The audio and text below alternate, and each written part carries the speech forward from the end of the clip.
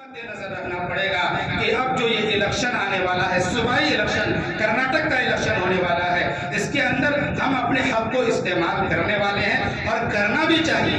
مسلمانوں کے اندر بہت سارے لوگ ایسے ہیں جو ووٹ ڈالنے کو غیر ضروری سمجھتے ہیں، اور جو غیر ضروری سمجھتے ہیں کل کے دن وہ جو ایسے حالات جب پیدا ہوتے ہیں تو پھر وہ پریشانیوں کا اظہار کرنے لگتے ہیں۔ تو ووٹ ڈالنا حق ہے، ڈالنا چاہیے، ورنہ ان کی پلاننگ تو یہاں تک ہے کہ مسلمانوں سے ووٹ ڈالنے کے حق کو بھی ختم کر دیا جائے، مفقود کر دیا جائے۔ اور جب ابھی ووٹ ڈالنے کا حق ہے اور جب ووٹ ڈالنے کے حق کو چھین لیا جائے گا تب ہم مقدمہ لڑیں گے۔ مسلمانوں کو آزادی ملنی چاہیے ووٹ ڈالنے کی۔ میرے بھائی اور بزرگوں، مسلمانوں کو بے وقوفانہ حرکت نہیں کرنی چاہیے۔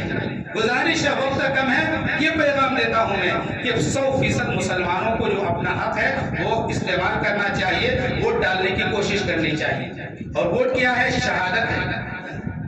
ووٹ کو 4 حیثیتوں کے اندر بیان فرمایا گیا کہ ووٹ کا ڈالنا، ووٹ کیا ہے؟ یہ شرعی اعتبار سے شہادت ہے اور سفارش ہے، وکالت ہے اور مشورہ ہے۔ یہ 4 حیثیتیں ووٹ ڈالنے کے جو ہے علماء کرام نے بیان فرمائی ہیں۔ فرمایا گیا کہ یہ شہادت ہے، جس امیدوار کے حق میں ہم ووٹ ڈال رہے ہیں گویا ہم اس بات کی گواہی دے رہے ہیں کہ یہ امیدوار جو ہے صحیح ہے۔ ہماری نظروں کے اندر یہ امیدوار کیا ہے؟ صحیح، ہم شہادت دے رہے ہیں۔ اور قرآن کہتا ہے شہادت دو تو سچی شہادت دو، جھوٹی شہادت مت دو، جھوٹی گواہی مت دو۔ قرآن مجید بیان کرتا ہے فَاجْتَنِبُوا الرِّجْسَ مِنَ الْأَوْثَانِ وَاجْتَنِبُوا قَوْلَ الزُّورِ، کہ بت پرستی سے بھی اپنے آپ کو بچاؤ اور جھوٹی گواہی دینے سے بھی اپنے آپ کو بچاؤ، جھوٹ بولنے سے اپنے آپ کو بچاؤ۔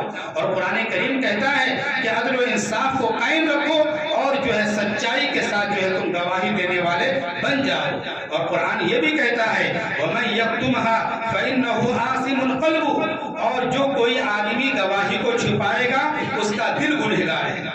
اس لیے ہم گواہی کو چھپائیں گے بھی نہیں۔ اور فرمایا گیا دوسرے مقام پر وَلَا يَأْبَ الشُّهَدَاءُ إِذَا مَا دُعُوا